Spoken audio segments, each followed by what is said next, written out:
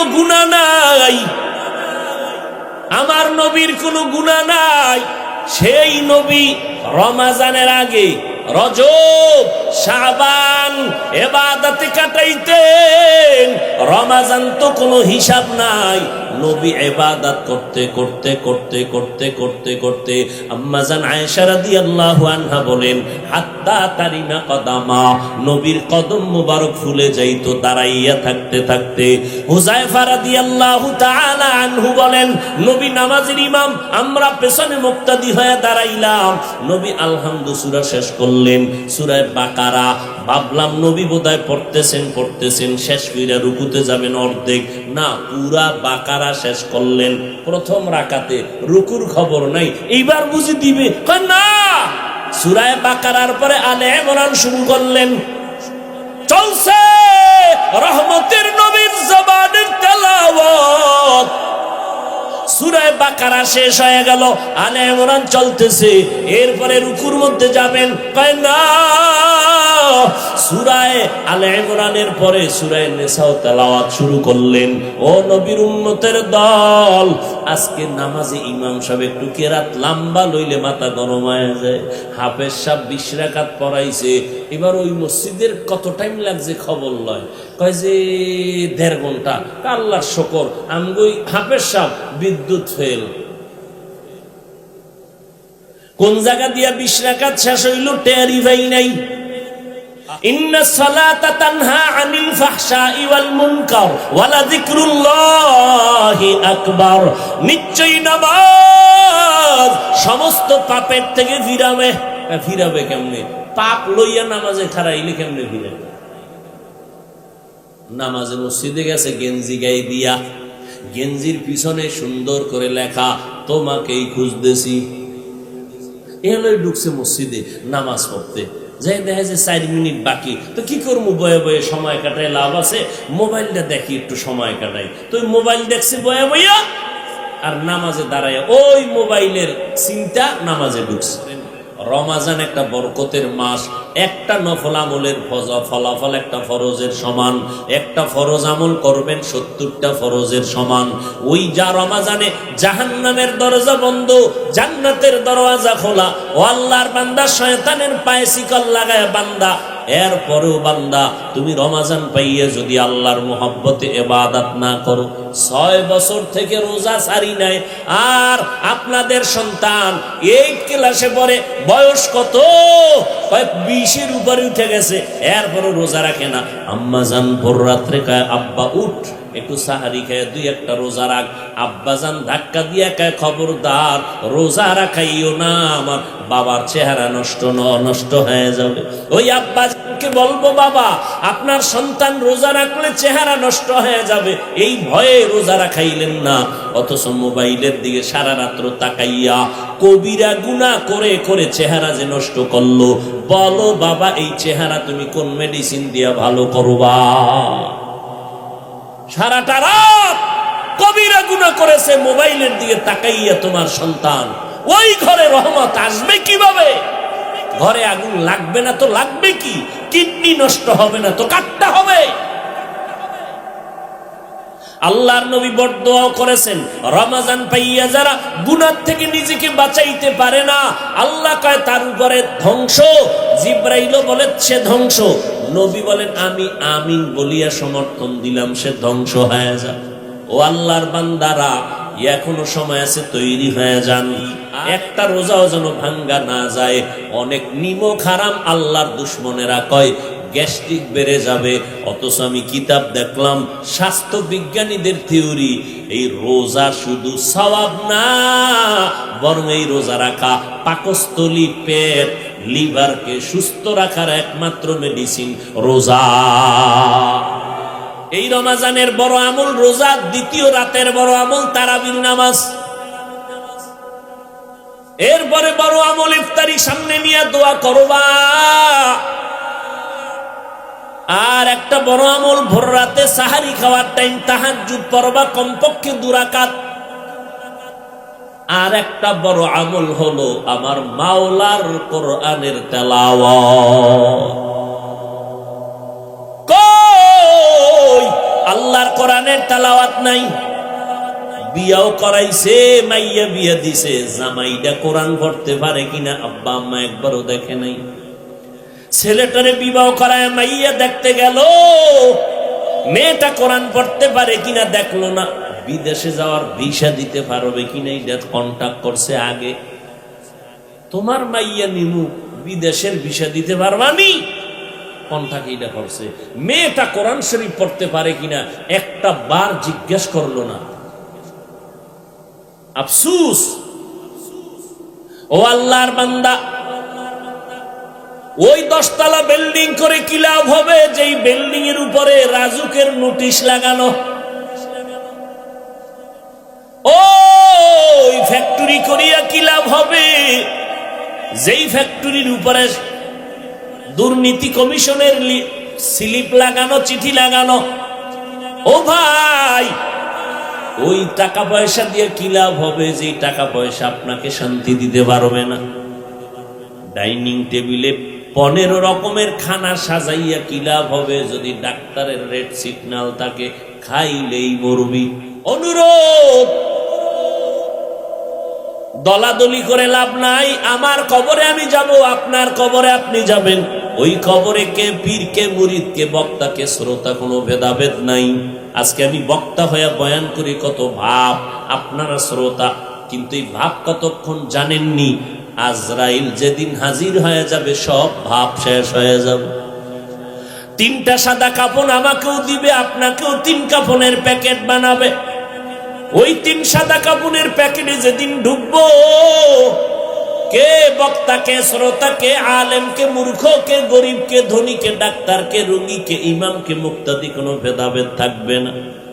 ওই কবরে নেওয়ার পর মাটি দিয়ে সবাই যখন চলে যাবে, আপনার কবরেও আমার কবরে 2 জন করে ফেরেশতা আসবে। 3টা প্রশ্ন সবার বেলায় সমান। আপনি কয় টাকার মালিক জিজ্ঞাসা করা হবে না, আপনি কত সম্মানওয়ালা তাও জানা হবে না। প্রশ্ন সবার বেলায় 3টা। রবের পরিচয় দাও, ধর্মের পরিচয় দাও, রাহমাতুল লিল আলামিনের পরিচয় দাও। এই 3টা প্রশ্নের জবাব মদিনার নবী বলেন, ও উম্মতেরা, দুনিয়াতে যারা রবের গোলামি করে যাবে এরা কবরে গিয়া জবাব দিবে রব্বি আল্লাহ, আমার রব কেউ না, একমাত্র আল্লাহ। দুনিয়াতে যারা ইসলাম মেনে যাবে কবরে গিয়া জবাব দিবে দীনিয়াল ইসলাম, আমার ধর্মের নাম কি?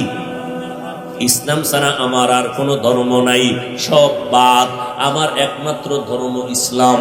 যে ইসলাম অনুযায়ী আমি জীবনকে পরিচালনা করেছি। নবীজিরে দেখাইয়া বলবে, এই মাইয়েত, নবীরে চিনুনি? যারা নবীর সুন্নতের আশেক, আঙ্গুলের নখগুলো কেমনে রাখবি রে যুবক? এই জায়গায় কিন্তু আমার মদিনাওয়ালার নবীর আদর্শ আছে। ও যুবকেরা, একটু পায়ে হাত রেখে জিজ্ঞাসা করতে চাই, আমার নবীর রেখে যাওয়া সুন্নতের আদর্শ হিন্দুরা মানবে, বৌদ্ধরা মানবে, ইহুদিরা মানবে? বলো বাবা, নবীর আদর্শ কারা মানবে? মুসলমান। তুমি মুসলমান যদি দাবি করো, বলো নবীর তরিকায় তোমার চুল কাটতে সমস্যা কেন? নবীরটা যদি ভালো না লাগে আর একটা ভালো লাগে, ভালো দেখায়, তো বল আমিও করি। ওই 1500 বছরের মধ্যে কেউ নবীর থেকে উত্তম দেখাইতে পারে নাই।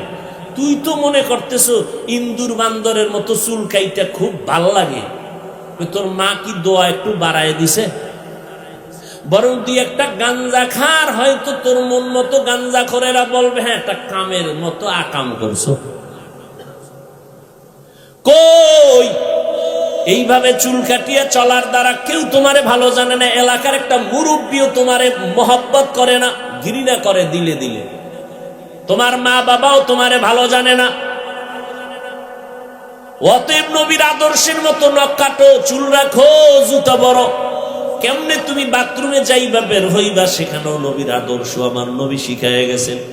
মাওলার কাছে কেমনে মোনাজাতটা দিবা, তাও নবী শিখাইয়া গেছেন। ওই নবীর সুন্নত মানিয়া যদি চলো রে বাবা, নবীকে দেখা মাত্র চিনে ফেলবে।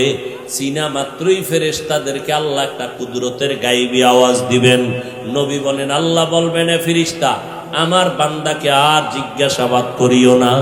দুনিয়াতে কষ্ট করে করে আসছে, এখন একটা জবাবও দিতে পারবে না। আল্লাহ তাআলার আওয়াজ হবে, রাগান্বিত গাইবি আওয়াজ, ও ফেরেশতা, এই নাফরমানের আর কোনো জিজ্ঞাসাবাদ করিও না। দুনিয়াতে আমি আল্লাহ তারে কম সুযোগ দেই নাই। আমার দেওয়া সূর্যের আলো, চাঁদের আলো, আমার দেওয়া পানি বাতাস ভোগ করিয়া, আমার দেওয়া জমিনের ফসল, গাছের ফল, নদীর মাছ খাইলো, এত বড় নিমক হারাম, একবারও আলহামদুলিল্লাহ বলে নাই। আমি আল্লাহর হুকুম মানে নাই, নবীর তরিকা মানে নাই। ওলামায়ে কেরামরা কত পায়ে ধরে ধরে নামাজের কথা বলতো, নামাজ পড়ে নাই, বরং ওলামায়ে কেরামের বিরোধিতা করত। ও ফেরেশতা, এই নাফরমানের জন্য এখনই কবরে জাহান্নামের বিছানা দাও, জাহান্নামের সাথে রাস্তা বানাও। একটা না, দুইটা না, 70 থেকে 99 সাপ কবর আসবে। ও আল্লাহর বান্দারা, ওই কবরের একটা সেকেন্ডের জন্য আযাব সহ্য করা যাবে না। আল্লাহর নবী বলেন, সর্বশেষ আমার আল্লাহ রাগান্বিত একটা কুদরতের আওয়াজ দিবেন, ও কবরের মাটি, এই গুনাহগার নাফরমানকে দুই পার্শ্ব থেকে জোরে জোরে চাপ দাও। এত জোরে চাপ দিবে পাজরের হাড় চুরমার হয়ে যাবে। ও আল্লাহর বান্দারা, কবরের আযাব বিশ্বাস করো না। আল্লাহর ওলি বলতেন, ও দুনিয়ার মানুষ, কবরে যদি তোমরা মনে করো আযাব হবে না, তাহলে তুমিও নাজাত পেয়ে গেলা, আমিও নাজাত পেয়ে গেলাম। কিন্তু কবরে গিয়া যদি দেখো গুনাহগারের জন্য আযাব, বলো বাবা, তখন তোমার কি উপায় হবে, আমার কি উপায় হবে? এরপরে তো হাসরের মাঠের আরো কঠিন হালাত। নবীরা কাঁদতেছেন। ও এলাকার মুসলমানেরা, ও বৃদ্ধ বাবাজিরা, জান্নাতের টিকিট পাইয়া 10 জন সাহাবা, এর মধ্যে আবু বকর প্রথম, দ্বিতীয় হযরত ওমর রাদিয়াল্লাহু আনহুম আজমাইন। আবু বকরের ইতিহাস পড়িয়া দেখেন, জীবন ভর কান্না আর কান্না। নবী একদিন রাতের বেলা কান্নার আওয়াজ পেয়ে বের হইলেন, দেখে কে কান্না করে। মসজিদের মধ্যে আবু বকর নামাজে দাঁড়ায় দাঁড়ায় কান্না করে। নামাজের পরে নবী বললেন, আপনি কাঁদেন কেন? হাসরের ময়দানের ভয় অবস্থার কারণে কাঁদি। নবী বলেন, আপনার তো জান্নাতের টিকিট দেওয়া।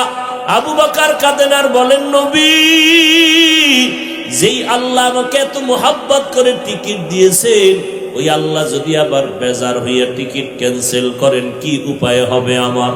রমাজান মাস শেষ, ঈদের দিন সবাই ঈদের নামাজ পড়িয়া আনন্দ করে বাড়ি বাড়ি যায়, কিন্তু হযরত ওমর দ্বিতীয় খলিফা দরজা তালা লাগায় কান্না করেন।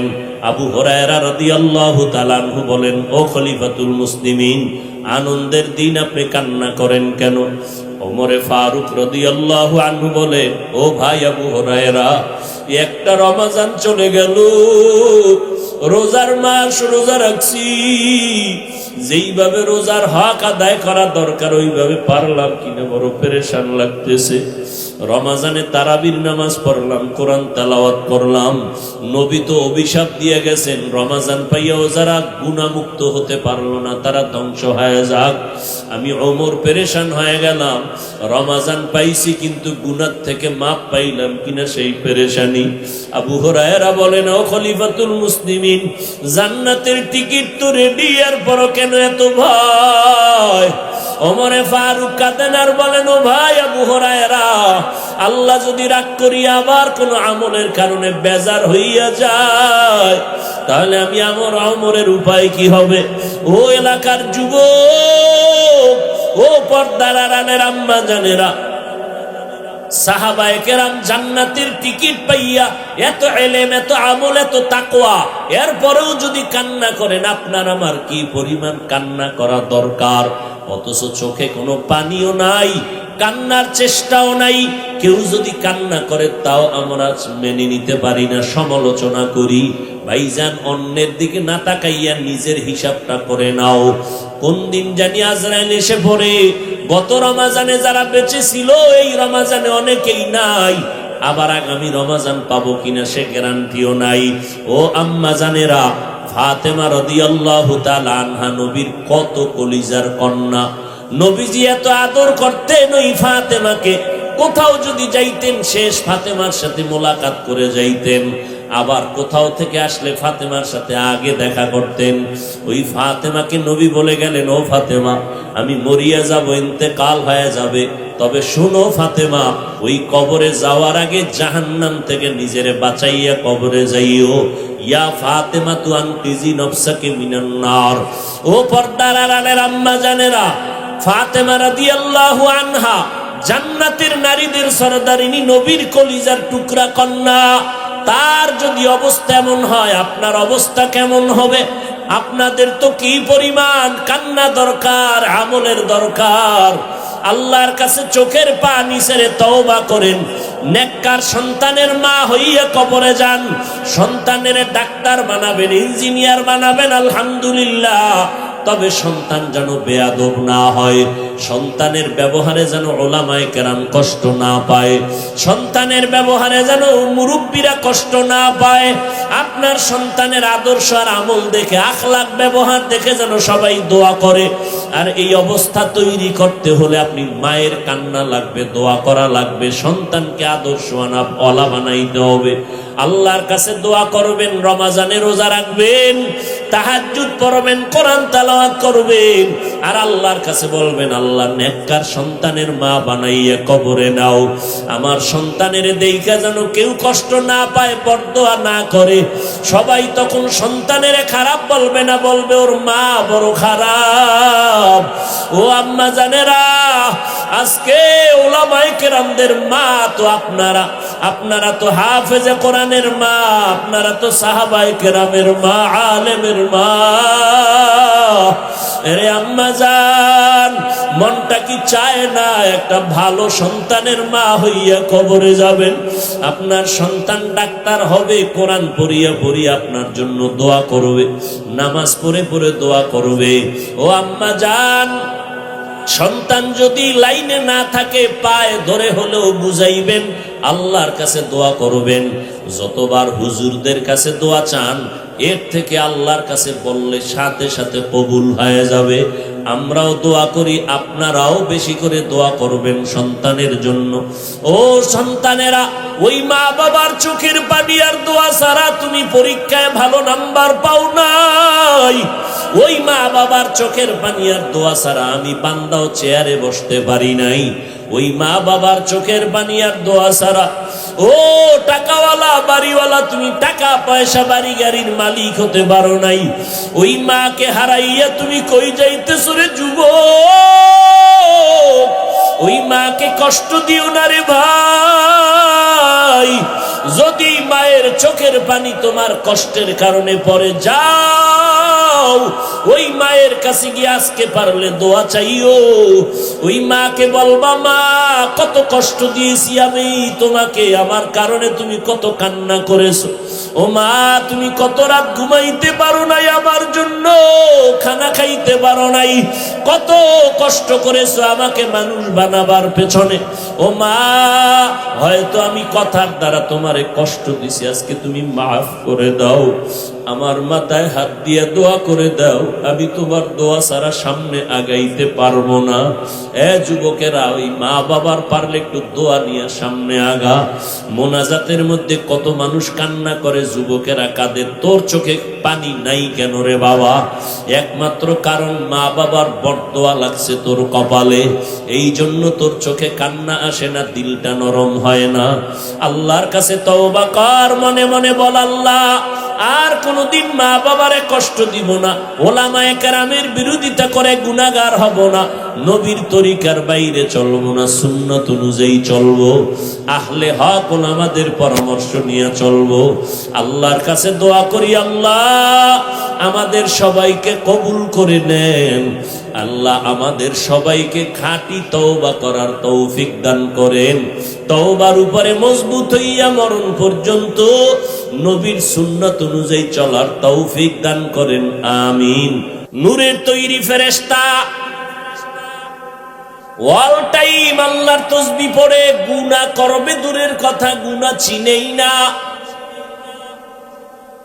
এরপরেও কোন ফেরেশতা আল্লাহর কাছে নূরের সৃষ্টি শ্রেষ্ঠ নয়। গোটা মাখলুকাতের মধ্যে একমাত্র মানুষ, মাটির সৃষ্টি, আল্লাহ শ্রেষ্ঠত্ব দান করেছেন। মানুষ হলো শ্রেষ্ঠ। এই মানুষকে আল্লাহ পাক সর্বোচ্চ সম্মান দান করেছেন। ওয়ালাকাদ কাররামনা বানি আদম, وحملناهم في البر والبحر ورزقناهم من الطيبات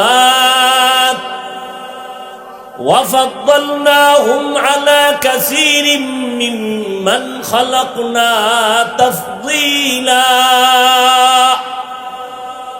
বনি আদম এত সম্মানের, মানুষের মতো সম্মানিত আল্লাহ কাউকে করেন নাই। নূরের সৃষ্টি ফেরেশতারাও শ্রেষ্ঠ না, আগুনের সৃষ্টি শ্রেষ্ঠ না, জিনেরাও শ্রেষ্ঠ না, একমাত্র মাটির সৃষ্টি মানুষ হলো শ্রেষ্ঠ। এই মানুষটা নিয়ে গবেষণা করতে করতে মানুষ সম্মান বাড়াবে, বাড়াইতে বাড়াইতে যদি অবস্থা এমন হয় ফট কইরা মানুষের এত সম্মান সবার উপরে, এই মানুষটারে নিয়ে গবেষণা করতে করতে ফট করে কয় এটা বান্দর থেকে আইছে। আচ্ছা, বান্দর দামি না মানুষ দামি? তাহলে বানরের সাথে মিলাইতে যায় সম্মান বাড়াইলো না কমাইলো? কেন? ওর মধ্যে মানও নাই, হুশও নেই, ওর মেধা নষ্ট, ভেতরের গোশত নষ্ট। কেন? খায় হারাম, অল টাইম হারাম। এই জন্য গবেষণার থেকেও সব অবৈধতা আসে, বৈধ কিছু পাওয়া যায় না। অমুকের কণ্ঠ কুকিলের মতো, কুকিল দামি না মানুষ দামি? তাহলে মানুষের কুকিলের সাথে মিলে দাম বাড়াইলো না কমাইলো? ইউসুফ নবী এত সুন্দর, জুলেখা ইউসুফ নবীর মোহাব্বতে আকৃষ্ট হয়ে গেল। মিশরের মন্ত্রী পরিষদের স্ত্রীরা খবর পায় অপবাদ দেওয়া শুরু করলো। জুলেখা সব মন্ত্রী এমপিদের স্ত্রীদেরকে দাওয়াত দিয়া খানার আয়োজন করলো। অনেক সুন্দর আয়োজনের মধ্যে মূল একটা ফল দিল কাটার জন্য, সবার হাতে ছুরি দিল, ফল কেটে খাওয়া। ইউসুফ নবীর জুলেখা সাজাইয়া যখন ওই মহিলাদের মধ্যখান দিয়া নিয়ে যায়, বলে এবার ফল কেটে খাও। মহিলারা ইউসুফের সৌন্দর্যের মোহাব্বতে পড়িয়া ফল কাটার পরিবর্তে পরে তাকায় দেখে হাত কেটে ফেলেছে। আর কি বলছি? কয়টা মানুষ না, কয় কি? কয়েকটা ফেরেশতা, মালাকুন কারীম। এটা মানুষ না ফেরেশতা? ফেরেশতার দাম বেশি না মানুষের দাম বেশি? আবেগে বলে ফেলেছে ফেরেশতা, এটা মানুষ না। উদ্দেশ্য বাড়াইতে চাইছে সম্মান, সম্মান জায়গা মতো আসে নাই। আবেগ দিয়া সম্মান দিলে হয় না, বিবেক দিয়া কথা বলা লাগে। বিশাল বড় সেতু, পদ্মা সেতু, যমুনা সেতু, সুন্দর সেতু দেখা ভিক্ষুকেরা চিন্তায় পড়ে গেল, এত বিশাল সেতু কেমনে বানাইছে? বুঝো না, সরকার বানাইছে। এত বিশাল সেতু বানাইতে তো কমপক্ষে 20,000 টাকা লাগবে। 20,000 টাকায় হয়? মোটামুটি 25 লাগছে। ভিক্ষুকের অন্তরে যদিও খারাপ বলার কোনো চিন্তা নাই, কিন্তু যা বলেছে তার দ্বারা সম্মান হয় নাই, হয়েছে অপমান। কারণ পদ্মা যমুনার গুণ গাইতে, সম্মান ঠিক রাখতে যেই পরিমাণ এলেম আর বিবেকের দরকার, ওই পরিমাণ জ্ঞান ওই ভিক্ষুকদের মধ্যে নাই। মানুষ এত দামি, ওই মানুষের বানরের সাথে মিলাইয়া এত সম্মানের স্লোগান দিতে চায় কেন? এর দ্বারা তো সম্মান হয় না, হয়েছে অপমান। কারণটা কি? মানুষের কোন ধারায় কথা বললে সম্মান বাড়বে, এই পরিমাণ জ্ঞান ওই নাস্তিকদের মাথার ভেতরে না। ভাইরা আমার, আল্লাহ মানুষকে শ্রেষ্ঠত্ব দান করেছেন, এবং এই মানুষের ভিতরে আমার সর্বোচ্চ সম্মান আমার নবীর। সমস্ত মাখলুকতের ভেতরে মানুষ দামি, আবার সমস্ত মানুষের ভেতরে আমার নবী দামি। ফলাফল কি বের হলো? সমস্ত মাখলুকতের মধ্যেই আমার নবী দামি, নবী আমার শ্রেষ্ঠ। ওই নবীর উম্মতেরা শ্রেষ্ঠ, ওই নবীর আদর্শ শ্রেষ্ঠ। আমার নবীর আদর্শ এতটাই পাক, যেই নবীর 63 বছরে একটা মিথ্যা কথা বলেন নাই, এমন একজন নেতার নাম বলো রে বাবা, যেই নেতা মিথ্যা কথা বলে না। মিথ্যা কথা বলে না মানে 20,000 টাকা লাগবে বইলে টেলিফোন করছি, কয় আধা ঘন্টা পরে দে, মোবাইল বন্ধ। আর 1.5 দিনে খুঁজে পাইনি, এদিকে তো আমি বেউস, ফট কইরা ঢুকছে। কি ব্যাপার, আপনি ফোন বন্ধ রাখলেন কেন? আমি তো বেকার হয়ে গেলাম, টাকা লাগবে, আপনি কই আছেন? ঘরের মধ্যে বয়া, আমি জমিনেই নাই। এই মিথ্যা কথার প্রচারণা, প্রবঞ্চনা আর মিথ্যা কথার গোডাউন মানুষকে বেশি মিথ্যা কথার সাপ্লাই দেয় বর্তমানে এই জমিনে ইন্টারন্যাশনাল গজবের মোবাইল। আপনি ঠিক কর পরে ঠিক হইবে, আর আগে হইব না। এই পরিমাণ মিথ্যা কথার চর্চা হয় মোবাইলের দ্বারা। মা বাপ সন্তানের সাথে মিথ্যা বলে, সন্তান মা বাবার সাথে মিথ্যা বলে। আল্লাহ মাফ করে দেন। এমন কিছু বাবারে দেখলে এত লজ্জা পাই, এত ঘৃণা আসে যে নিজ হাতে সন্তানগুলোকে জবাই করতেছে ছুরি ছাড়া। সেদিন এক ছেলের নিয়ে এসে দোয়া চায়, হুজুর কি কথা হয় না, বয়স কত, 2 বছরের উপরে, কথাই কয় না, জিগাইলে 2-1টা কয়, সমস্যা কি? পরে তো আমি বুঝি রোগ কি, মোবাইল চালাও না, মোবাইল দিছো না এই ছেলেরে? কহা মোবাইল দিলে মোটামুটি ঠিকঠাক থাকে, মোবাইলের মধ্যে পড়ে থাকে। এই নতুন এই একটা গজবের রোগ, বাচ্চাদেরকে মোবাইল দিয়ে দিয়া বাচ্চাদের জবানকে বন্ধ করে দিছে। অনেক জায়গায় খবর পাইতেছি সন্তান কথা বলা শিখছে না, কথাই কয় না। ওই আমাকে বরিশালে একজন খবর কইল, শুধু মা বাপ জিগাইলে নো নো, এই নো শিখছে মোবাইল দেখে দেখে, এই শব্দ একটাই বল। তাহলে এই বাপ মা গুলো কত বড় নিকৃষ্ট মা বাবা, যে সন্তানকে জীবন নষ্ট করে মা বাপ হইয়া সহজ। ওদিকে মায়েও মোবাইল নিয়ে ব্যস্ত, সন্তানেরও মোবাইল একটা দিয়ে দিছে, সন্তানের যে কথা শিখান লাগবে খবর নেই।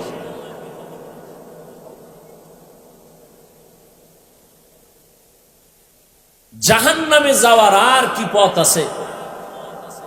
এক গজবের মোবাইল দিয়ে ধ্বংস করে দিল আমাদের আমল, আখলাক, চরিত্র, লেখাপড়া সব ধ্বংস করে দিল। আমরা হুজুরেরা তো গান বাজনা শুনবো না। 100 বছর বেঈমানেরা মাথা খাটাইয়া চিন্তা করে দেখলো হুজুর গো এবাদাতের বিপদ ঘটানো যায় কেমনে।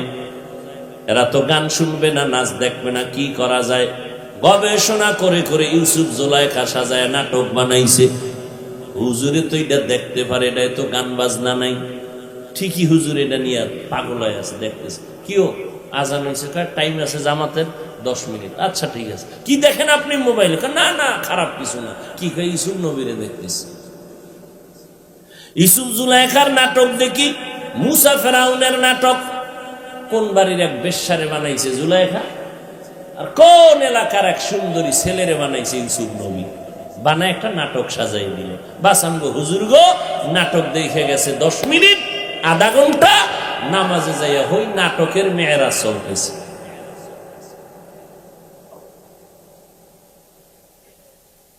হায় হায়, অথচ ওলামায়ে কেরাম, আম্বিয়ায়ে কেরামের ওয়ারিস, উম্মতের রাহবার। আমি আমার মাদ্রাসায় বলি, আমাদের আসাতাজায়ে কেরাম, শিক্ষক যারা অল্প বয়সে, আমি বললাম সাবধান, আপনি হাঁটতেছেন চলতেছেন, আপনার খেয়াল করতে হবে পিছন থেকে কেউ না কেউ আপনাকে অনুসরণ করতেছে। আপনি কেমনে হাঁটেন, কেমনে বসেন, পানি কেমনে পান করেন, ছাত্ররাও আপনাকে ফলো করে, অন্য উম্মতেরাও ফলো করে। আমি এখান থেকে আসতেছি, আমি হাঁটি কেমনে, খাইতেছি দেখতেছে, লোকমা কেমনে দেই, পানির গ্লাসটা কেমনে ধরি, কেউ না কেউ দেখতেছে। দেখতেছে আল্লাহ হয়তো কারো দিলে মোহাব্বত লাগবে, সে আমার থেকে শিখবে। অতএব আমাকে আপনি যা করতে পারবেন আমি চাইলেই তা করতে পারবো না।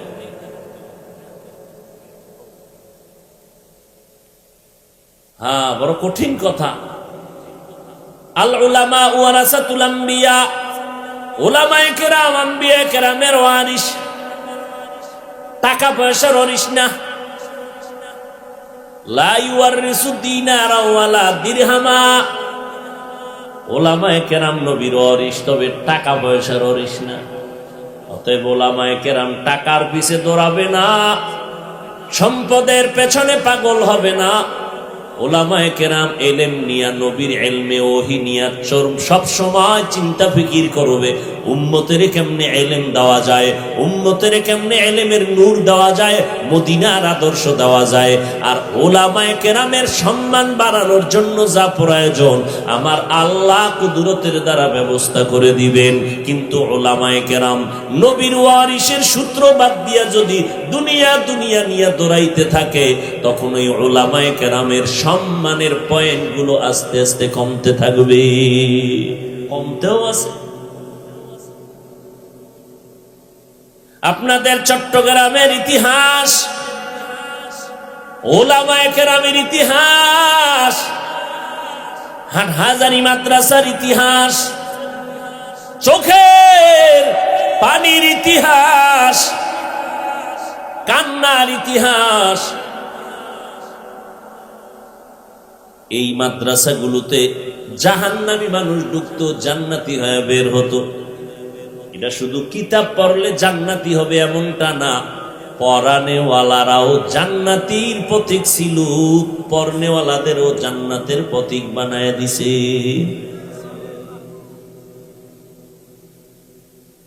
হ্যাঁ, আমার নবী যার কোনো তুলনাই নাই, সেই নবী ইবাদতে কাটায় দিলেন। কি পরিমাণ ইবাদত করলেন!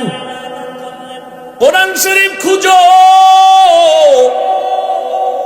আল্লাহ তাআলা মূসা নবীকে নাম ধরে ডাকলেন, ওয়ামা তিলকা বিয়ামিনিকা ইয়া মূসা। ইব্রাহিম নবীর নাম ধরে ডাকলেন, ওয়ানাদাইনাহু ইয়া ইব্রাহিম কদ সাদ্দাকতার রুইয়া ইন্না কাযালিকা নাজজিল মুহসিনিন। ইসমাইল নবীর নাম ধরে ডাকলেন, দাউদ নবীর নাম ধরে ডাকলেন, সুলাইমান নবীর নাম ধরে ডাকলেন। কিন্তু সারা কোরআন খুঁজে দেখবা আমার নবীজির নাম আমার আল্লাহ একবারও কোরআনে ধরে ডাকেন নাই। কিন্তু নবীরে ডাকছেন, এমন শব্দ চয়ন করে দিছেন যেই শব্দগুলো বিশ্লেষণ শুধু তর্জমায় শব্দের হক আদায় হয় না, এক একটা শব্দ বিচক্ষণ শব্দ, বালাগাত ঢুকানো শব্দের ভেতরে। আল্লাহ পাক নবীর শানে এমন এমন শব্দ ব্যবহার করেছেন যেই শব্দগুলো বুঝার জন্য ব্যাখ্যা দরকার। এত দামি দামি শব্দ, ইয়াসিন, তাহা, ইয়া আইয়ুহাল মুজাম্মিল, ইয়া আইয়ুহাল মুদ্দাসসির, রাহমাতুল লিল আলামিন, খাতামুন নবিয়্যিন, ইন্না আরসালনাকা শাহিদা ওয়া মুবাশশিরা, ইন্না আ'তাইনাকাল কাউসার। আমার নবীকে সুন্দর সুন্দর শব্দ শব্দ ধরে ডাকছেন। কিন্তু আল্লাহর নবীর জীবনে দুইটা বড় সফর হয়েছিল। একটা সফর দুঃখের সফর, আর একটা সফর ছিল সুখের সফর। গত মাসে অথবা অন্য কোনো মাসে ওলামায়ে কেরাম বলেন রজবে মেরাজ হয়েছে, এটা কেউ বলেছেন। কিন্তু অনেক উল্লেখযোগ্য ওলামায়ে কেরাম ঐতিহাসিকগণ বলেছেন মেরাজের ঘটনা রজবে হয় নাই, অন্য মাসে হয়েছে। যাই হোক, মেরাজ তো হয়েছে। ওই মেরাজের বেলায় আল্লাহ তাআলা কোরআনে আয়াত নাজিল করে বলেন, সুবহানাল্লাযী আসরা বিআবদিহি লাইলাম মিনাল মসজিদিল হারামি ইলাল মসজিদিল আকসা। আমার নবীরে কোরআনে নাম ধরেন নাই, তবে দামি দামি শব্দ দরিয়া ডাকছেন। কিন্তু মেরাজের বেলায় আমার আল্লাহ নবীরে কোনো দামি শব্দ বলে ডাকেন নাই, বলছেন আমার বান্দাকে আমি মেরাজ করাইলাম, আমার বান্দাকে সফর করাইলাম। বান্দা বললেন এমন একটা সাধারণ শব্দ, আমরাও বান্দা, হিন্দুরাও বান্দা, বৌদ্ধরাও বান্দা, নবীও বান্দা। এইরকম একটা সাধারণ শব্দ কেন বললেন? আমার নবীও বান্দা, আমরাও বান্দা। এত সাধারণ শব্দ কেন?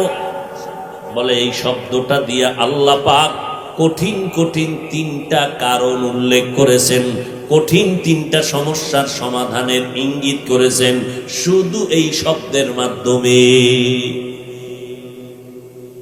দুনিয়াতে যত বান্দা আছে আল্লাহ মানুষ বানাইছেন ইবাদতের জন্য। কি জন্য? না বিড়ি টানার জন্য? একমাত্র ইবাদত। আর ইবাদত যারা করে তাদেরকে বলে আবদ বা আবেদ। যার ইবাদত করবে তিনি হবেন মাবুদ। তাহলে আমরা বান্দা, আরবি হলো আবদ বা আবেদ, আল্লাহ হলেন মাবুদ। আল্লাহর সাথে বান্দার সম্পর্কের নাম হলো ইবাদত। গোটা দুনিয়ার মধ্যে ইবাদতের মধ্যে আমার নবী হলেন শ্রেষ্ঠ ইবাদত করনেওয়ালা। রজবের চাঁদ দেখলেন, নবী দোয়া পড়া শুরু করলেন, আল্লাহুম্মা বারিক লানা ফি রজবা ওয়া শাবান ওয়া বাল্লিগনা রমাজান। ও আল্লাহ, রজবে বরকত দান করেন, শাবানে বরকত দান করেন, রমাজানে বরকত দান করেন। না কইয়া নবী বললেন হায়াতটা বাড়াইয়া রমাজান পর্যন্ত পৌঁছাইয়া দেন। রজবে বরকত দান করেন, শাবানে বরকত দান করেন, রমাজান পর্যন্ত পৌঁছাইয়া দেন। তার মানে হায়াত যদি কম থাকে বাড়াইয়া রমাজান পর্যন্ত পৌঁছে দেন।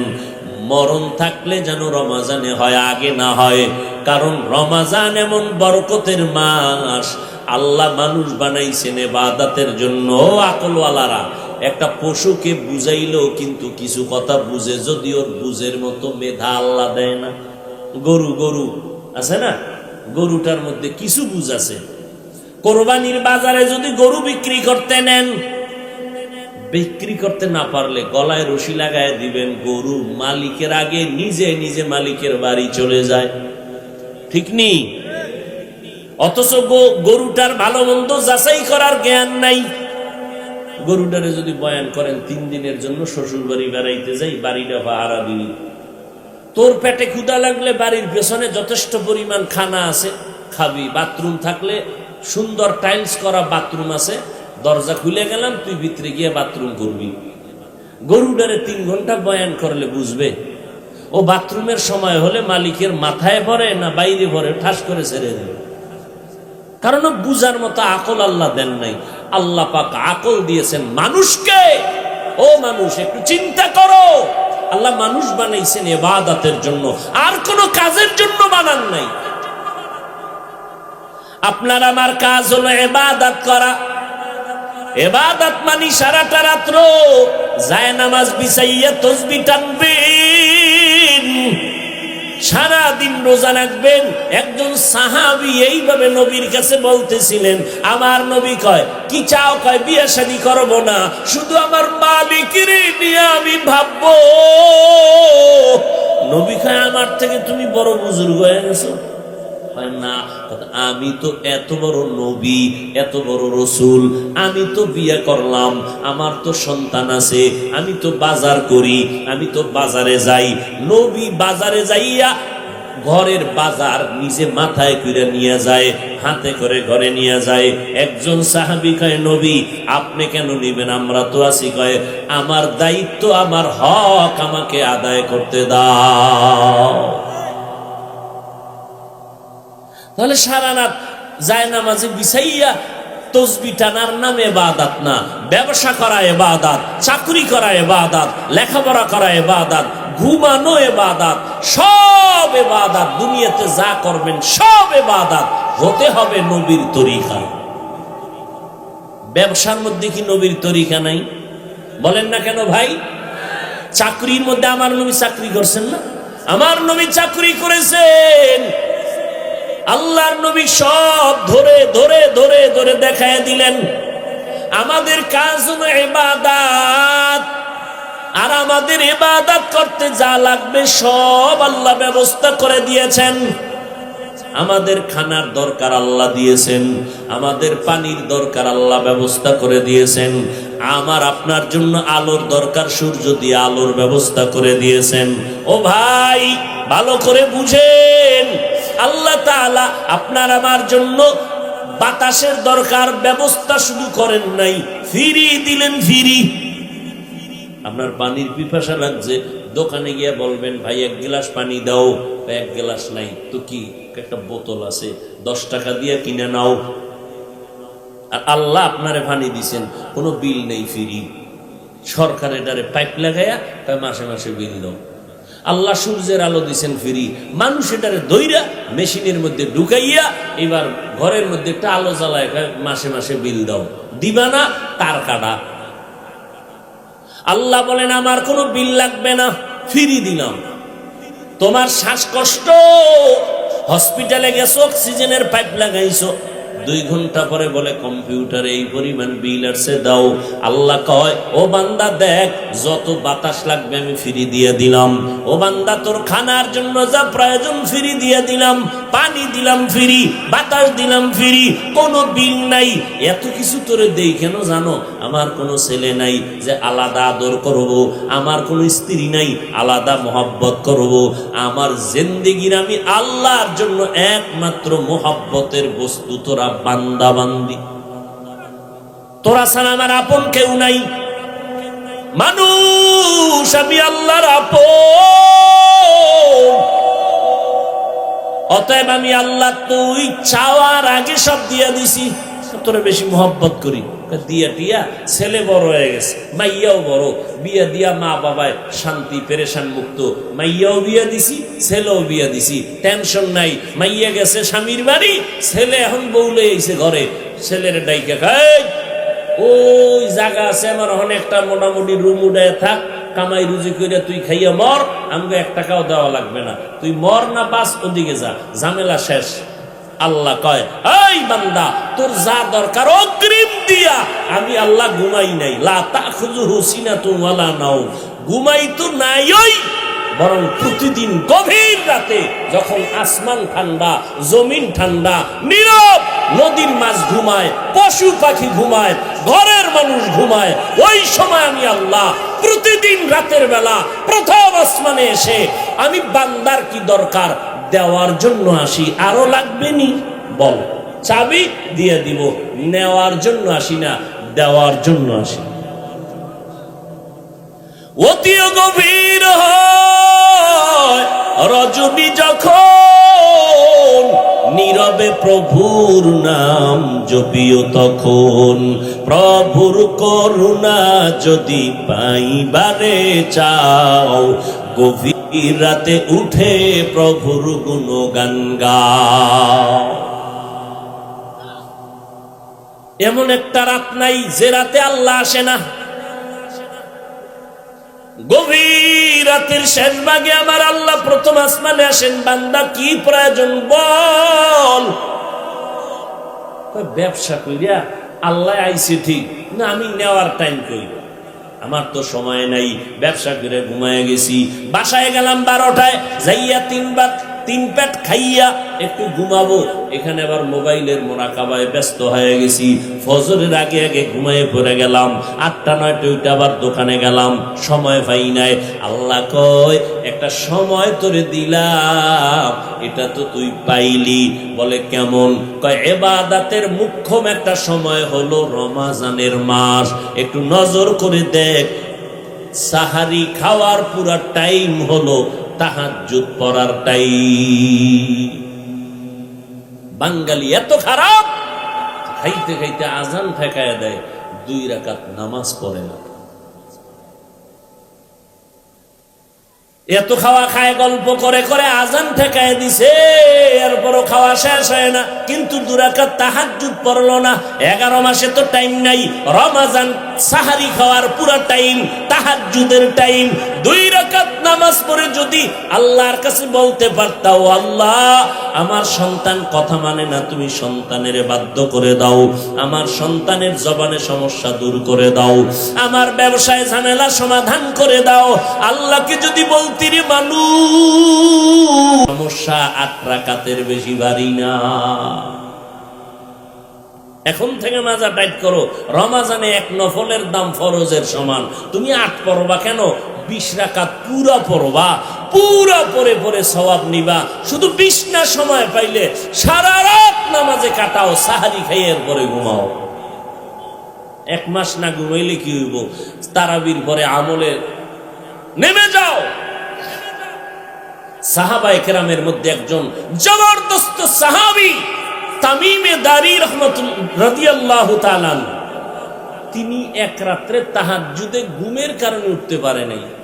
এবার নিজের শাস্তি দিয়েছেন কি, যে 1 বছর তোর ঘুম নিছে, 1 বছর কোনো ঘুম নাই, 1 রাতের তাহাজ্জুদ মিস হলো।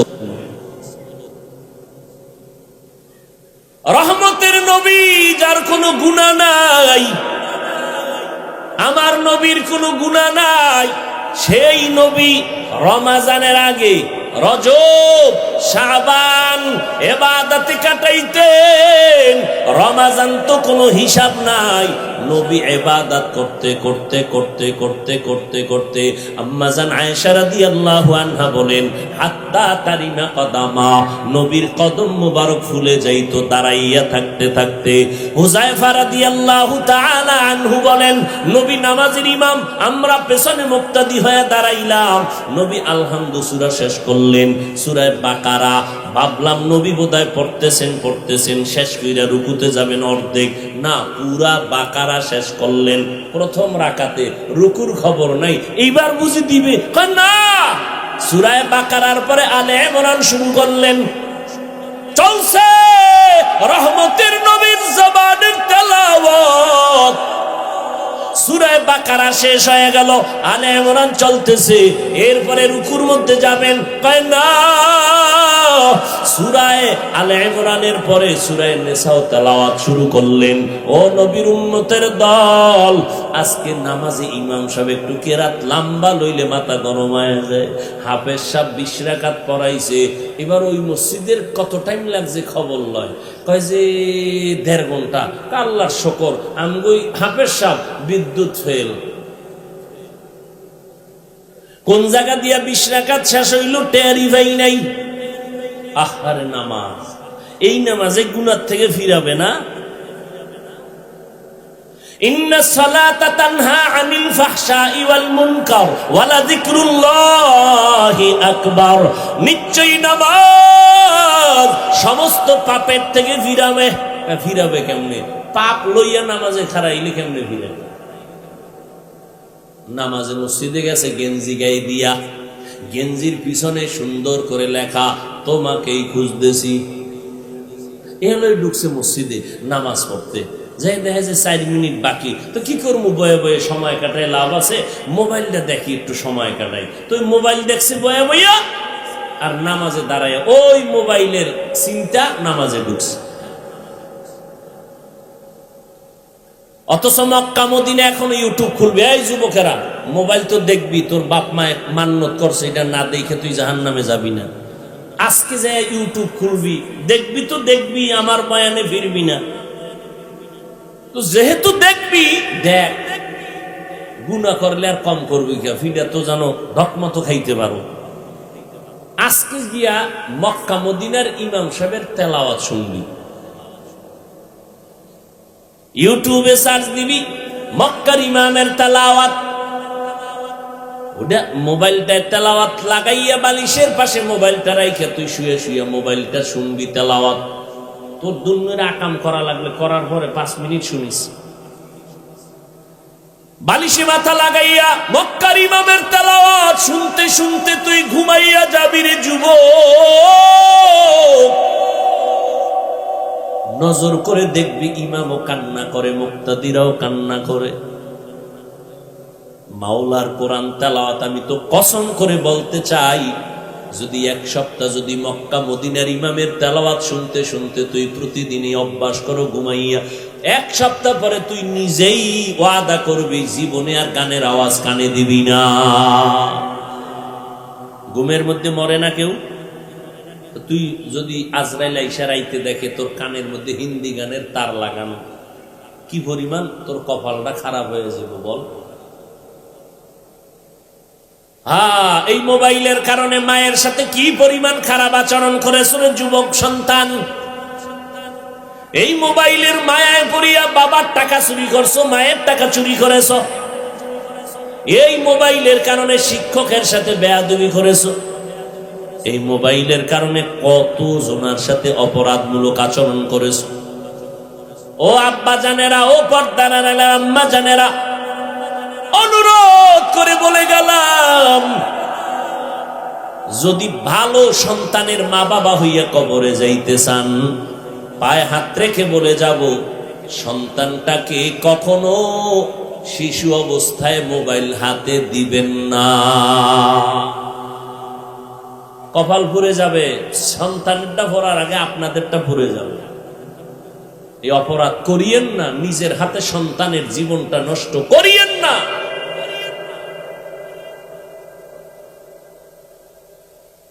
কতজন আল্লাহর বান্দা সন্তানকে কন্ট্রোল করতে পারে না, কান্নার আওয়াজ।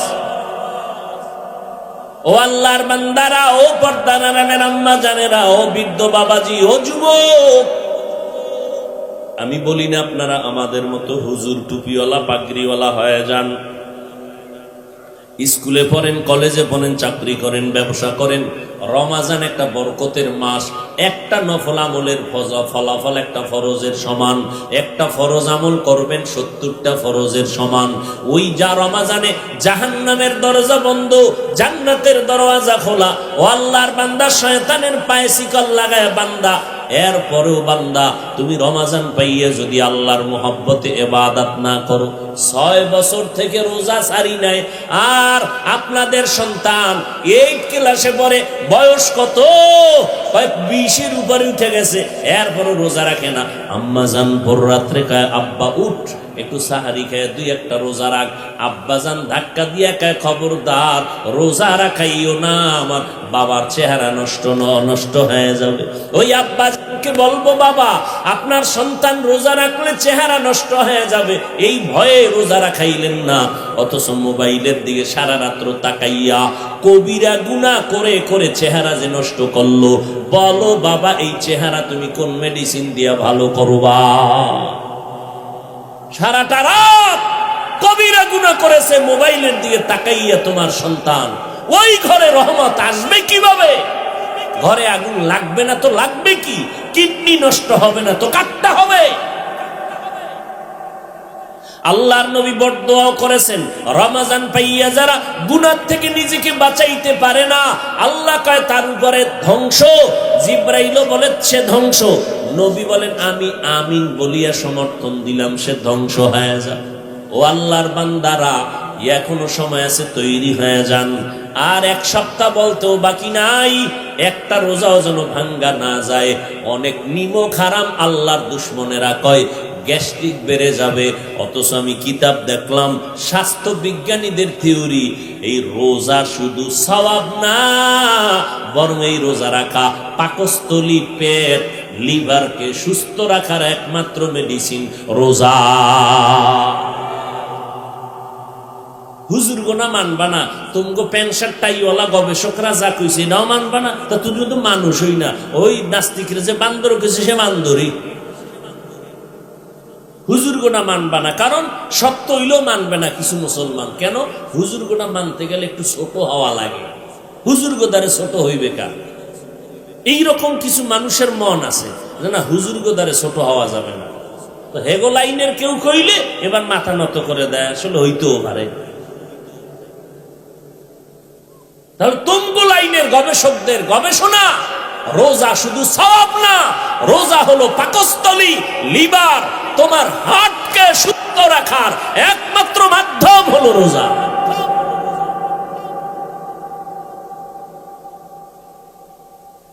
এই রমজানের বড় আমল রোজা, দ্বিতীয় রাতের বড় আমল তারাবির নামাজ,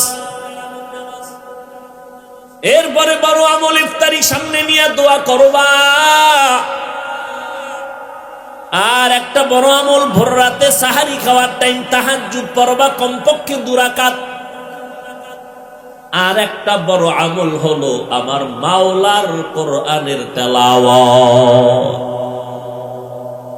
কই আল্লাহর কোরআনের তেলাওয়াত নাই? বিয়াও করাইছে, মাইয়া বিয়া দিছে, জামাইটা কোরআন পড়তে পারে কিনা আব্বা আম্মা একবারও দেখে নাই। ছেলেটারে বিবাহ করায় মাইয়া দেখতে গেল, মেয়েটা কোরআন পড়তে পারে কিনা দেখলো না। বিদেশে যাওয়ার ভিসা দিতে পারবে কিনা এটা কন্টাক্ট করছে আগে। তোমার মাইয়া নিমু, বিদেশের ভিসা দিতে পারবানি, কন্টাক্ট এটা করছে। মেয়েটা কোরআন শরীফ পড়তে পারে কিনা একটা বার জিজ্ঞেস করলো না। আফসুস, ও আল্লাহর বান্দা, ওই 10 তলা বিল্ডিং করে কি লাভ হবে যেই বিল্ডিং এর উপরে রাজুকের নোটিশ লাগানো? ওই ফ্যাক্টরি করিয়া কি লাভ হবে যেই ফ্যাক্টরির উপরে দুর্নীতি কমিশনের স্লিপ লাগানো, চিঠি লাগানো? ও ভাই, ওই টাকা পয়সা দিয়ে কি লাভ হবে যে টাকা পয়সা আপনাকে শান্তি দিতে পারবে না? ডাইনিং টেবিলে 15 রকমের খানা সাজাইয়া কি লাভ হবে যদি ডাক্তারের রেড সিগন্যাল থাকে খাইলেই মরবি? এখনো সময় আছে রে আল্লাহর বান্দা। ওই যে কয়েক মাস আগে নিজের লাইসেন্স করা পিস্তল দিয়া নিজের কপালে গুলি মাইরা নিজেই মরে গেল। কয়েক মাস আগে। আমগো সোনার বাংলা কত দামি, এমন কোনো আকাম নাই যা ঘটে নাই। নিজের আপন মাইয়ারে বাবা কয় হোটেলে নিয়ে তুই আজকের জন্য আমার স্ত্রী। দেখি ইন্ডিয়া নামগো সোনার বাংলায়। আহা, ও যুবক, আবার দেখো একেবারে সব খারাপ হয় নাই। তোমার লাইন আমগো হুজুর না, জীবনে আলিফ বাতা পড়ে নাই, মাদ্রাসায় পড়ে নাই, তোমার লাইনের মানুষ, জেনারেল লাইনের, স্কুলে কলেজে পড়ে, চাকরি করে, ব্যবসা করে, এক ওয়াক্ত নামাজও বাদ দেয় না। নাই? র‍্যাব, আর্মি, পুলিশ, বিডিআর 5 ওয়াক্ত নামাজি। এই রমজান আসতেছে, বহু পুলিশ, র‍্যাব এরা আলাদা তারাবির জামাত করবে। তাদের মধ্যে তারাবি পড়ানোর হাফেজ আছে, না থাকলে আলাদা হাফেজ রাইখা তারাবি পড়বে। সময় মতো 5 ওয়াক্ত নামাজ পড়ে। আমরা তো আপনাকে বলি না যে আপনি আমার মতো ফাগরিওয়ালা বড় বুজুর্গ হয়ে যান। আপনি স্কুলে পড়েন, কলেজে পড়েন, চাকরি করেন, ব্যবসা করেন, কিন্তু উলামায়ে আহলে হকদেরকে মোহব্বত করে তাদের পরামর্শ নিয়ে চলবেন। 5 ওয়াক্ত নামাজ পড়বেন, মা বাবার খেদমত করবেন, উলামায়ে কেরামের পরামর্শ নিয়ে চলবেন, কারোর সাথে খারাপ আচরণ করবেন না। টাইম হয়েছে, 5 ওয়াক্ত নামাজ ঠিক মতো আদায় করুন। যাদের কাছে যে আলেমদের সোহবতে গেলে দিলটা নরম হয়, আখিরাতের কথা স্মরণ হয়, আমলের জন্য দিলটা নরম হয়, গুনাহ ছাড়তে মনে চায়, নেক আমল করতে মনে চায়, এমন উলামায়ে কেরামদের সম্পর্ক নিয়ে চলবেন, দোয়া নিয়ে চলবেন, মোহাব্বত রাখবেন। খবরদার, যেই আলেম নামের কিছু যাদের কথায় মানুষ আমল থেকে আলাদা হয়, আমল থেকে অন্তর দূরে সরে যায়, আখিরাতের চিন্তা অন্তরে থাকে না, এদের থেকে একটু দূরত্ব বজায় রেখে চলতে হবে। তবে গালি দিবেন এটাও বলি না, কারণ এই জমিনের মধ্যে একটু আগে বলেছি ঈমান নিয়ে মরার থেকে বেঁচে থাকা বড় কঠিন। কারণ আওয়ামী লীগ, বিএনপি কখনো বলে নাই কালেমা বন্ধ করো, কিন্তু মাওলানা হইয়া বলতেছে কালেমা লা ইলাহা ইল্লাল্লাহ মুহাম্মাদুর রাসূলুল্লাহ, এ কালেমা বন্ধ করো। এই কালেমা নাকি কুফরি। কে কয়? একজন মাওলানা। একজন মাওলানা হয়ে কয় কালেমা কুফরি। একজন মাওলানা হইয়া বলতেছে যে নবীরা অপরাধী। নবীরা কি অপরাধী? আল্লাহ মাফ করে দেন। ভাইরা আমার, মাওলানা সাহেব বলতেছেন কোরআনের মধ্যে জাল আছে। আপনাকে খবর আসেনি? কোনো খবর নেই। খবর রাখারও দরকার নেই, কিন্তু অন্ধভক্ত হবেন না, সাবধান। ওলামায়ে কেরামদের সোহবত ছাড়া, সম্পর্ক ছাড়া জান্নাতের আমলও করতে পারবেন না। তবে এই দুনিয়ায় ইসলামের লেবাস লাগাইয়া যারা দুনিয়া দুনিয়া জিকির করবে তাদের থেকে একটু দূরে থাকার চেষ্টা করবেন। গালি দেওয়ার দরকার নাই, ফলাফল তো আমার আল্লাহ কুদরতের দ্বারা দিয়ে দিবে। ভাইরা আমার, অনুরোধ করে বলছি রে মুমিন, ও যুবক, পয়েন্টগুলো মনে রাখবা। নবীর আদর্শ মানো না, মানবো না, আমিও মানবো না। যদি নবীর আদর্শের থেকে আরো কোনো উত্তম আদর্শ দিতে পারো দাও, কথা ঠিক আছে। আমাদের কওমি আহলে হক ওলামায়ে কেরাম উম্মতকে যেই পরিমাণ জান্নাতের রাস্তায় নিতে পারে, তোমরা এদেরকে মোহাব্বত করবা না। অন্যরা যদি পারে দেখাও, আমরাও তাদের মোহাব্বত করি, কিন্তু কই না, বরং অন্যদের কাছে গেলে তো আমল পয়েন্ট কমে যায়, আমল আকীদা নষ্ট হয়ে যায়। অনুরোধ, দলাদলি করে লাভ নাই। আমার কবরে আমি যাব, আপনার কবরে আপনি যাবেন। ওই কবরে কে পীর, কে মুরিদ, কে বক্তা, কে শ্রোতা, কোনো ভেদাভেদ নাই। আজকে আমি বক্তা হয়ে বয়ান করি কত ভাব, আপনারা শ্রোতা, কিন্তু এই ভাব কতক্ষণ জানেননি। আজরাইল যেদিন হাজির হয়ে যাবে সব ভাব শেষ হয়ে যাবে। তিনটা সাদা কাফন আমাকেও দিবে, আপনাকেও তিন কাফনের প্যাকেট বানাবে। ওই তিন সাদা কাফনের প্যাকেটে যেদিন ঢুকবো, কে বক্তা, কে শ্রোতা, কে আলেম, কে মূর্খ, কে গরিব, কে ধনী, কে ডাক্তার, কে রোগী, কে ইমাম, কে মুক্তাদি, কোনো ভেদাভেদ থাকবে না। ওই কবরে নেওয়ার পর মাটি দিয়ে সবাই যখন চলে যাবে, আপনার কবরেও আমার কবরে দুইজন করে ফেরেশতা আসবে। তিনটা প্রশ্ন সবার বেলায় সমান। আপনি কয় টাকার মালিক জিজ্ঞাসা করা হবে না, আপনি কত সম্মানওয়ালা তাও জানা হবে না। প্রশ্ন সবার বেলায় তিনটা, রবের পরিচয় দাও, ধর্মের পরিচয় দাও, রাহমাতুল লিল আলামিনের পরিচয় দাও। এই তিনটা প্রশ্নের জবাব মদিনার নবী বলেন, ও উম্মতেরা, দুনিয়াতে যারা রবের গোলামি করে যাবে, এরা কবরে গিয়া জবাব দিবে, রব্বি আল্লাহ, আমার রব কেউ না, একমাত্র আল্লাহ। দুনিয়াতে যারা ইসলাম মেনে যাবে, কবরে গিয়া জবাব দিবে, দীনিয়াল ইসলাম, আমার ধর্মের নাম কি? ইসলাম ছাড়া আমার আর কোনো ধর্ম নাই, সব বাদ, আমার একমাত্র ধর্ম ইসলাম। যে ইসলাম অনুযায়ী আমি জীবনকে পরিচালনা করেছি। নবীজিরে দেখাইয়া বলবে, এই মাইয়েত, নবীরে চিনুনি? যারা নবীর সুন্নতের আশেক, আঙ্গুলের নখগুলো কেমনে রাখবি রে যুবক? এই জায়গায় কিন্তু আমার মদিনাওয়ালা নবীর আদর্শ আছে। ও যুবকেরা, একটু পায়ে হাত রেখে জিজ্ঞাসা করতে চাই, আমার নবীর রেখে যাওয়া সুন্নতের আদর্শ হিন্দুরা মানবে, বৌদ্ধরা মানবে, ইহুদিরা মানবে? বলো বাবা, নবীর আদর্শ কারা মানবে? মুসলমান। তুমি মুসলমান যদি দাবি করো, বলো নবীর তরিকায় তোমার চুল কাটতে সমস্যা কেন? নবীরটা যদি ভালো না লাগে, আর একটা ভালো লাগে, ভালো দেখায়, তো বল আমিও করি। ওই ১৫০০ বছরের মধ্যে কেউ নবীর থেকে উত্তম দেখাইতে পারে নাই। তুই তো মনে করতেছ ইন্দুর বান্দরের মতো চুল কাইটা খুব ভাল লাগে। তোর মা কি দোয়া একটু বাড়ায় দিছে? বরং তুই একটা গাঞ্জা খার, হয়তো তোর মন মতো গাঞ্জা খোরেরা বলবে, হ্যাঁ, একটা কামের মতো আকাম করছো। কই এইভাবে চুল কাটিয়ে চলার দ্বারা কেউ তোমারে ভালো জানে না। এলাকার একটা মুরব্বীও তোমারে মহব্বত করে না, ঘৃণা করে দিলে দিলে। তোমার মা বাবাও তোমারে ভালো জানে না। অতএব নবীর আদর্শের মতো নখ কাটো, চুল রাখো, জুতা বড়। কেমনে তুমি বাথরুমে যাইবা, বের হইবা, সেখানেও নবীর আদর্শ আমার নবী শিখাইয়া গেছেন। বাউলার কাছে কেমনে মোনাজাতটা দিবা, তাও নবী শিখাইয়া গেছেন। ওই নবীর সুন্নত মানিয়া যদি চলো রে বাবা, নবীকে দেখা মাত্র চিনে ফেলবে। চিনা মাত্রই ফেরেশতাদেরকে আল্লাহ একটা কুদরতের গায়েবী আওয়াজ দিবেন। নবী বলেন, আল্লাহ বলবেন, এ ফেরেশতা, আমার বান্দাকে আর জিজ্ঞাসাবাদ করিও না, দুনিয়াতে কষ্ট করে করে আসছে, এখন একটা জবাবও দিতে পারবে না। আল্লাহ তাআলার আওয়াজ হবে, রাগান্বিত গাইবি আওয়াজ, ও ফেরেশতা এই নাফরমানের আর কোনো জিজ্ঞাসাবাদ করিও না। দুনিয়াতে আমি আল্লাহ তারে কম সুযোগ দেই নাই।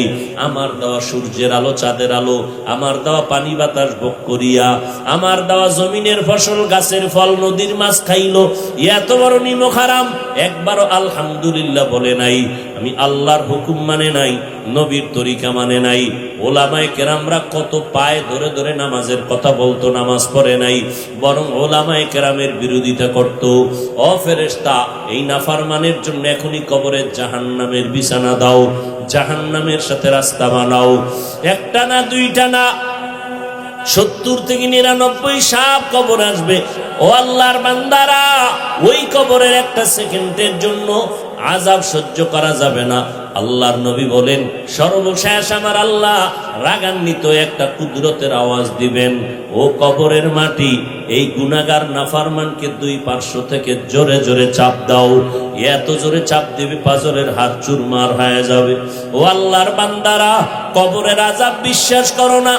আল্লাহর ওলি বলতেন, ও দুনিয়ার মানুষ, কবরে যদি তোমরা মনে করো আযাব হবে না, তাহলে তুমিও নাজাত পেয়ে গেলা, আমিও নাজাত পেয়ে গেলাম। কিন্তু কবরে গিয়া যদি দেখো গুনাহগারের জন্য আযাব, বলো বাবা তখন তোমার কি উপায় হবে, আমার কি উপায় হবে? এরপরে তো হাসরের মাঠের আরো কঠিন হালাত। নবীরা কাঁদতেছেন, ও এলাকার মুসলমানেরা, ও বৃদ্ধ বাবাজিরা, জান্নাতের টিকিট পাইয়া 10 জন সাহাবা, এর মধ্যে আবু বকর প্রথম, দ্বিতীয় হযরত ওমর রাদিয়াল্লাহু আনহুম আজমাইন। আবু বকরের ইতিহাস পড়িয়া দেখেন, জীবন ভর কান্না আর কান্না। নবী একদিন রাতের বেলা কান্নার আওয়াজ পেয়ে বের হইলেন, দেখে কে কান্না করে। মসজিদের মধ্যে আবু বকর নামাজে দাঁড়ায় দাঁড়ায় কান্না করে। নামাজের পরে নবী বললেন, আপনি কাঁদেন কেন? হাসরের ময়দানের ভয় অবস্থার কারণে কাঁদি। নবী বলেন, আপনার তো জান্নাতের টিকিট দেওয়া। আবু বকর কাঁদেন আর বলেন, নবী, যেই আল্লাহ আমাকে এত মোহাব্বত করে টিকিট দিয়েছেন, ওই আল্লাহ যদি আবার বেজার হইয়া টিকিট ক্যান্সেল করেন, কি উপায় হবে আমার? রমাজান মাস শেষ, ঈদের দিন সবাই ঈদের নামাজ পড়িয়া আনন্দ করে বাড়ি বাড়ি যায়, কিন্তু হযরত ওমর দ্বিতীয় খলিফা দরজা তালা লাগায় কান্না করেন। আবু হুরায়রা রাদিয়াল্লাহু তাআলা আনহু বলেন, ও খলিফাতুল মুসলিমিন, আনন্দের দিন আপনি কান্না করেন কেন? ওমরে ফারুক রাদিয়াল্লাহু আনহু বলেন, ও ভাই আবু হুরায়রা, একটা রমাজান চলে গেল, রোজার মাস রোজা রাখছি, যেইভাবে রোজার হক আদায় করা দরকার ওইভাবে পারলাম কিনা বড় পেরেশান লাগতেছে। রমাজানে তারাবির নামাজ পড়লাম, কোরআন তেলাওয়াত করলাম। নবী তো অভিশাপ দিয়ে গেছেন, রমাজান পাইয়াও যারা গুনাহমুক্ত হতে পারলো না তারা ধ্বংস হয়ে যাক। আমি ওমর পেরেশান হয়ে গেলাম, রমাজান পাইছি কিন্তু গুনাহ থেকে মাপ পাইলাম কিনা সেই পেরেশানি। আবু হুরায়রা বলেন, ও খলিফাতুল মুসলিমিন, জান্নাতের টিকিট তো রেডি, আর পরও কেন এত ভয়? ওমরে ফারুক কাঁদেন আর বলেন, ও ভাই আবু হুরায়রা, আল্লাহ যদি রাগ করিয়া আবার কোন আমলের কারণে বেজার হইয়া যায়, তাহলে আমি আমার আমরের উপায় কি হবে? ও এলাকার যুবক, ও পর্দার আড়ালের আম্মা জানেরা, সাহাবায়ে কেরাম জান্নাতের টিকিট পাইয়া এত ইলম, এত আমল, এত তাকওয়া, এরপরেও যদি কান্না করেন, আপনার আমার কি পরিমাণ কান্না করা দরকার। অথচ চোখে কোনো পানিও নাই, কান্নার চেষ্টাও নাই। কেউ যদি কান্না করে তাও আমরা মেনে নিতে পারি না, সমালোচনা করি। ভাইজান, অন্যের দিকে না তাকাইয়া নিজের হিসাবটা করে নাও। কোন দিন জানি আজরাইল এসে পড়ে। গত রমাজানে যারা বেঁচে ছিল, এই রমাজানে অনেকেই নাই, আবার আগামী রমাজান পাবো কিনা সে গ্যারান্টিও নাই। ও আম্মা জানেরা, ফাতেমা রাদিয়াল্লাহু তাআলা আনহা নবীর কত কলিজার কন্যা। নবীজি এত আদর করতেন ওই ফাতেমাকে। কোথাও যদি যাইতেন, শেষ ফাতেমার সাথে মোলাকাত করে যাইতেন। আবার কোথাও থেকে আসলে ফাতেমার সাথে আগে দেখা করতেন। ওই ফাতেমাকে নবী বলে গেলেন, ও ফাতেমা, আমি মরিয়া যাব, ইন্তেকাল হয়ে যাবে, তবে শুনো ফাতেমা, ওই কবরে যাওয়ার আগে জাহান্নাম থেকে নিজেরে বাঁচাইয়া কবরে যাইও। ইয়া ফাতেমা তু আনকিজি নফসাকে মিনান নার। ও পর্দার আড়ালের আম্মা জানেরা, ফাতেমা রাদিয়াল্লাহু আনহা জান্নাতের নারীদের সরদারিনী, নবীর কলিজার টুকরা কন্যা। তার যদি অবস্থা এমন হয়, আপনার অবস্থা কেমন হবে?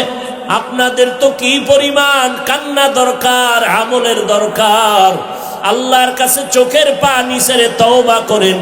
নেককার সন্তানের মা হইয়া কবরে যান, সন্তানের ডাক্তার বানাবেন, ইঞ্জিনিয়ার বানাবেন, আলহামদুলিল্লাহ। তবে সন্তান যেন বেয়াদব না হয়, সন্তানের ব্যবহারে যেন ওলামায়ে কেরাম কষ্ট না পায়, সন্তানের ব্যবহারে যেন মুরব্বীরা কষ্ট না পায়। আপনার সন্তানের আদর্শ আর আমল দেখে, আখলাক ব্যবহার দেখে যেন সবাই দোয়া করে। আর এই অবস্থা তৈরি করতে হলে আপনি মায়ের কান্না লাগবে, দোয়া করা লাগবে, সন্তানকে আদর্শওয়ালা ওয়ালা বানাইতে হবে। আল্লাহর কাছে দোয়া করবেন, রমজানে রোজা রাখবেন, তাহাজ্জুদ পড়বেন, কোরআন তেলাওয়াত করবেন, আর আল্লাহর কাছে বলবেন, আল্লাহ নেককার সন্তানের মা বানাইয়া কবরে নাও। আমার সন্তানের দেইখা যেন কেউ কষ্ট না পায়, বরদোয়া না করে। সবাই তখন সন্তানের খারাপ বলবে না, বলবে ওর মা বড় খারাপ। ও আম্মা জানেরা, আজকে উলামায়ে কেরামদের মা তো আপনারা তো হাফেজে কোরআনের মা, আপনারা তো সাহাবায়ে কেরামের মা, আলেমের মা। আরে আম্মা জান, মনটা কি চায় না একটা ভালো সন্তানের মা হইয়া কবরে যাবেন? আপনার সন্তান ডাক্তার হবে, কোরআন পড়িয়া পড়িয়া আপনার জন্য দোয়া করবে, নামাজ পড়ে পড়ে দোয়া করবে। ও আম্মা জান, সন্তান যদি লাইনে না থাকে, পায়ে ধরে হলেও বুঝাইবেন, আল্লাহর কাছে দোয়া করবেন। যতবার হুজুরদের কাছে দোয়া চান, এর থেকে আল্লাহর কাছে বললে সাথে সাথে কবুল হয়ে যাবে। আমরাও দোয়া করি, আপনারাও বেশি করে দোয়া করবেন সন্তানের জন্য। ও সন্তানেরা, ওই মা বাবার চোখের পানি আর দোয়া ছাড়া তুমি পরীক্ষায় ভালো নাম্বার পাও নাই। ওই মা বাবার চোখের পানি আর দোয়া ছাড়া আমি বান্দাও চেয়ারে বসতে পারি নাই। ওই মা বাবার চোখের পানি আর দোয়া ছাড়া, ও টাকাওয়ালা বাড়িওয়ালা, তুমি টাকা পয়সা বাড়ি গাড়ির মালিক হতে পারো নাই। ওই মাকে হারাইয়া তুমি কই যাইতেছ রে যুবক? ওই মাকে কষ্ট দিও না রে ভাই। যদি মায়ের চোখের পানি তোমার কষ্টের কারণে পড়ে, যাও ওই মায়ের কাছে গিয়ে আজকে পারলে দোয়া চাইও। ওই মাকে বলবা, মা কত কষ্ট দিয়েছি আমি তোমাকে, আমার কারণে তুমি কত কান্না করেছো। ও মা, তুমি কত রাত ঘুমাইতে পারো নাই আমার জন্য, খানা খাইতে পারো নাই, কত কষ্ট করেছো আমাকে মানুষ বানাবার পেছনে। ও মা, হয়তো আমি কথার দ্বারা তোমারে কষ্ট দিছি, আজকে তুমি মাফ করে দাও। আমার মাথায় হাত দিয়ে দোয়া করে দাও, আমি তোমার দোয়া ছাড়া সামনে আগাইতে পারবো না। যুবকেরা, ওই মা বাবার পারলে একটু দোয়া নিয়ে সামনে আগা। মোনাজাতের মধ্যে কত মানুষ কান্না করে, যুবকেরা কাঁদে, তোর চোখে পানি নাই কেন রে বাবা? একমাত্র কারণ মা বাবার বরদোয়া লাগছে তোর কপালে, এই জন্য তোর চোখে কান্না আসে না, দিলটা নরম হয় না। আল্লাহর কাছে তওবা কর, মনে মনে বল, আল্লাহ আর কোনদিন মা বাবারে কষ্ট দিব না, ওলামায়ে কেরামের বিরোধিতা করে গুনাহগার হব না, নবীর তরিকার বাইরে চলবো না, সুন্নাত অনুযায়ী চলবো, আহলে হক ওলামাদের পরামর্শ নিয়ে চলবো। আল্লাহর কাছে দোয়া করি, আল্লাহ আমাদের সবাইকে কবুল করে নেন। আল্লাহ আমাদের সবাইকে খাঁটি তওবা করার তৌফিক দান করেন। তওবার উপরে মজবুত হইয়া মরণ পর্যন্ত নবীর সুন্নাত অনুযায়ী চলার তৌফিক দান করেন, আমিন। আলহামদুলিল্লাহি রাব্বিল আলামিন, ওয়াসসালাতু ওয়াসসালামু আলা সাইয়্যিদিল আমবিয়াই ওয়াল মুরসালিন ওয়া আলা আলিহি ওয়া আসহাবিহি আজমাইন।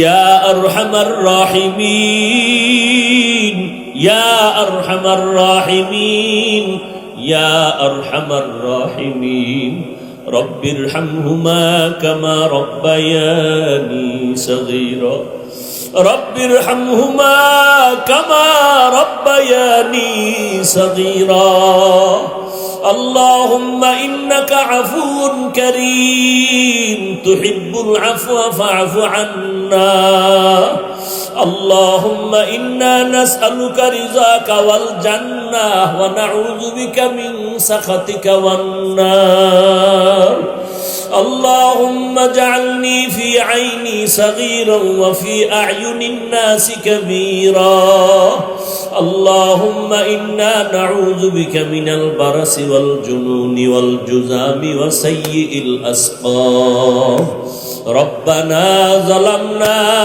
أنفسنا وإن لم تغفر لنا وترحمنا لنكونن من الخاسرين ربنا آتنا في الدنيا حسنة وفي الآخرة حسنة وقنا عذاب النار আয় আল্লাহ আমরা গুনার বোঝা নিয়ে আপনার দরওয়াজায় হাজির হয়েছি আয় আল্লাহ কত উলামায়ে কেরাম কত মুরব্বি হাজী সাহেব আয় আল্লাহ কত ব্যবসায়ী কত চাকরিজীবী কত যুবক কত ছাত্র ভাই পর্দার আড়ালের কত মা বোনেরা আপনার দরওয়াজায় হাত তুলেছেন আয় আল্লাহ যেদিন দুনিয়াতে আসছিলেন কত পবিত্র মা বাবা কত আদর করেছিলেন আজকে তাকাইয়া হিসাব করে দেখলাম সেই পবিত্র জীবনটা গুনার দ্বারা নাপাক করে ফেলেছি শয়তানের ধোকায় গুনাহ করে ফেলেছি রে আল্লাহ আমার গুনার খবর আমার মা আমার বাবা আমার ভাই বোনেরা কেউ জানে না রে আল্লাহ গুনাহের কারণে আমার হাত না পাক আমার চোখ না পাক আমার জিহ্বা না পাক আমার অন্তর না পাক আয় আল্লাহ আমার গুনার খবর আমার আপনজনেরা জানলে কেউ আমার আদর মোহাব্বত করতেন না আয় আল্লাহ আপনি জানার পরেও তো রাগ করিয়া পানিও বন্ধ করেন নাই বাতাস বন্ধ করেন নাই খানাও বন্ধ করেন নাই আজ আপনার দরবারে তওবার নিয়তে হাত তুলেছি আর গুনাহ করব না রে আল্লাহ ও আল্লাহ আমরা তো আপনার আদরের নবীর উম্মত গুনার কারণে দিলটা পাথর চোখে পানিও নাই কান্নাওয়ালা চক্ষু দান করেন আল্লাহ কান্নাওয়ালা চক্ষু দান করেন আল্লাহ কান্নাওয়ালা চক্ষু দান করেন আল্লাহ জিকিরওয়ালা জিহ্বা দান করেন আখিরাতের ফিকিরওয়ালা কলব দান করেন আল্লাহ আয় আল্লাহ আপনার নাম গফফার আপনার নাম রহমান আয় আল্লাহ আমরা তো আপনার বান্দা আপনি আমাদের ক্ষমা না করলে আপনার কোনো লাভ হবে না মেহেরবানি করে আমাদের সকলের জীবনের সমস্ত গুনাহগুলো মাফ করে দেন আল্লাহ আয় আল্লাহ মাহফিল কবুল করে নেন আয়োজনকারী সহযোগিতাকারীদের কবুল করে নেন এলাকার ঘরে ঘরে সুন্নতের আমল জারি করে দেন আমার কলিজার প্রত্যেকটা যুবকের সিনায় হেদায়েতের নূর দান করেন আল্লাহ আয় আল্লাহ সারা দুনিয়াবাসীকে মাফ করে দেন।